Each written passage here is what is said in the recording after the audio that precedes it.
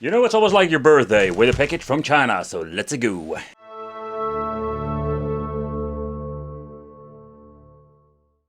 Hey, welcome back to the channel. It's awesome that you're tuning in, because in this video we are going to take a close look at the XGO, the D20. It's also known as the Xbox Series X Mini. And this thing, I must say, they nailed it when it comes to the box itself. The model number is the D20, already mentioned before. Power input 5 volts 2 amp, and they're not going to give you a power supply most of the time. The power output is 6 watt 4 ohm, so this thing seems to be having a built-in speaker. And of course, Ultra HD output. So they claim want to say that it's an audio game console, not your typical game console. What are we going to get when it comes to the emulation? It's the same stuff that we have seen many times before. PlayStation 1, Arcade, Super Famicom, Famicom, Mega Drive, Game Boy Advance, the Game Boy Classic, Color and Atari. I must give them some extra kudos when it comes to the quality of the box itself. It looks kinda nice and it does feel like a very cool unboxing experience. They did nail absolutely the presentation and how everything has been packed up. What is also completely messed up, they're giving you freaking PlayStation controls with an Xbox Mini device. So the overall quality, it's absolutely cheap, not like the cheap ones. We do have rubberized like joysticks, the D-pad feels quite nice, and also the same for the buttons. But they absolutely nailed it when it comes to the device itself. So the device looks great. This is a very cool, fun novelty just to have in your collection, to just display it at all. Even if this thing has horrible emulation. Here having an extra button, the mode and the game, and a volume control that even has a micro switch beneath it. Then having over here the LED. At the bottom we're going to get a very thick, very nice quality rubber, so give it a very nice grip. We do have like a very good weight to it, and I think that is the reason because there isn't speaker at the bottom. Over here we're having line in, Type-C for the input for the power supply. There needs to be an option, or there is somewhere an SD card, but there is not an SD card in here, so we can add that. HDMI and 2 USB ports at the back. Small details, for example here having the text, the power on the whole new world. And let's see if we can connect it, if we can even find the freaking thing. Bluetooth have been connected.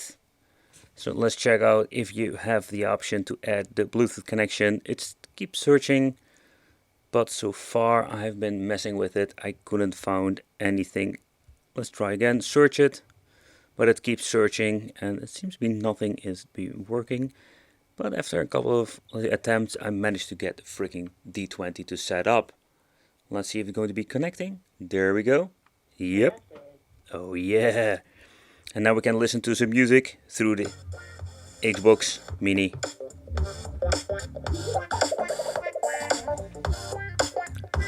But one thing is for sure, it doesn't go like super loud. It is of course a tiny speaker in the inside, but that's like a minor bass to it. Maximum volume over here. Let's crank up the volume here. Wow.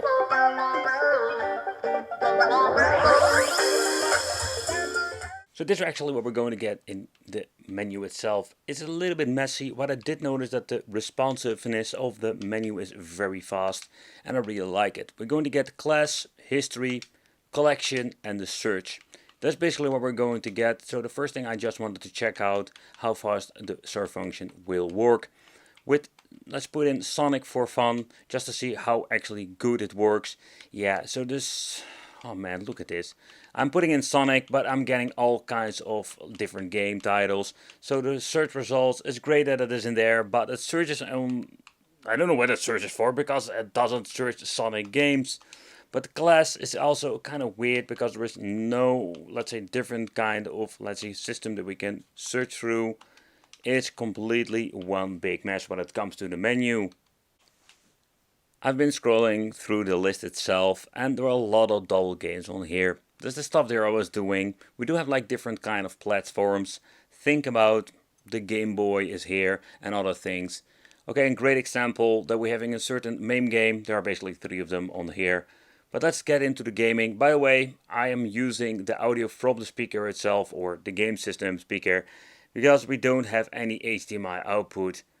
But it is quite unfortunate when it comes to this device. There are a lot of missed opportunities, because the overall experience when it comes to the emulation is not bad at all. When pressing L1 in the main menu, that will bring you to the system settings. I was hoping to get more options when it comes to TV out, but there we don't going to find anything at all. We're only having language, view local files, or that's it. Factory reset, that I would really recommend doing, and then having exit settings. That's it. Pressing select and start at the same time when you're in the game, you're going to get yourself a very nice looking menu. To begin with, we're going to get save loads and save states, so I think it's very convenient. And also we have the option to change out the aspect ratio in full screen and 4:3. So that's something I just check out, and even the controls can be swapped out if you have problems. So let's get into the game, and then you can see it works as a charm when it comes to the aspect ratio. The only thing is the volume. Because we need to switch the volume to the freaking speaker. There is no way getting audio from the HDMI output. The audio is not bad at all. We haven't already seen it when it comes to the Bluetooth speaker functionalities. It's kind of cool. Also the emulation for MAME, so far I can see it runs pretty damn good. The analog stick and the D-pad, everything works as a charm. Let's just some more MAME games. I just wanted to double check the audio settings. And don't hear the weird stuff that we've seen and heard when it comes to Pandora's boxes.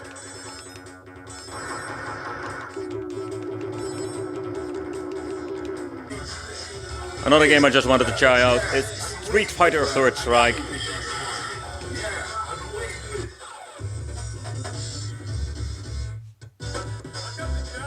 I did a minor hiccup, but nothing really concerning. Surprised how good the D-pad actually works. So the controllers smell absolutely like horrible, like burnt plastic, but the D-pad is amazing. Let's move on to the NES part and actually see how it runs. So far so good, no problem whatsoever. Let's go to the screen settings. Let's set it to 4:3, resume, and there we go. The other buttons have been mapped to turbo buttons, but not like the super turbo button, because I can still be hit by the enemies. Let's move on to Super NES, but also so far I can see it works just fine. The weird thing is that I only can set the screen resolution. You cannot mess around with the pixels or filters whatsoever. I do have this feeling there is a weird filter over it.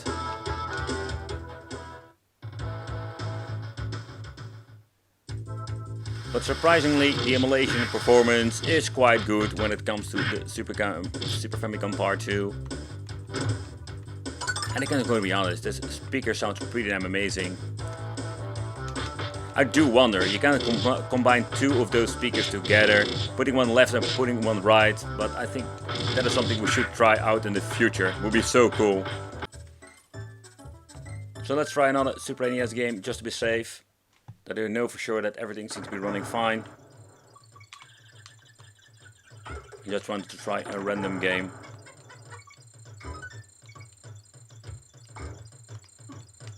All the sound effects are here. Let's run with them and let's go on with the flow. Let's move on to the Mega Drive part, and I can't even tell you the list. It's absolutely one big gigantic mess. The naming are completely wrong. It's just a freaking nightmare.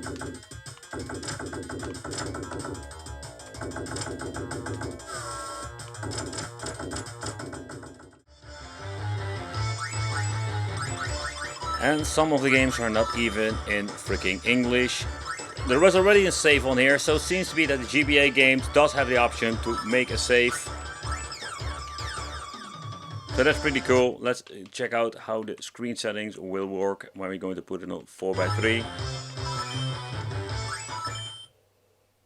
But so far, that's kind of cool. We have an option to make a quick load, quick save, and we can adjust the aspect ratio a little bit. And don't see any weird filtering going on.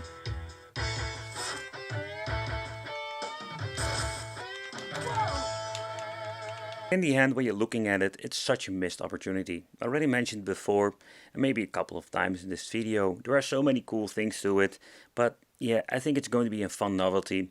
The biggest downside of this, in my opinion, is the game list and the category. It's one big mess, and yeah, you can add some new stuff to it if you want to, but the general, let's say, overall experience was not that great.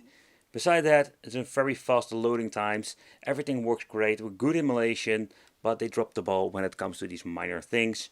Thank you for watching, consider subscribing, and it would be great to see you in the next video.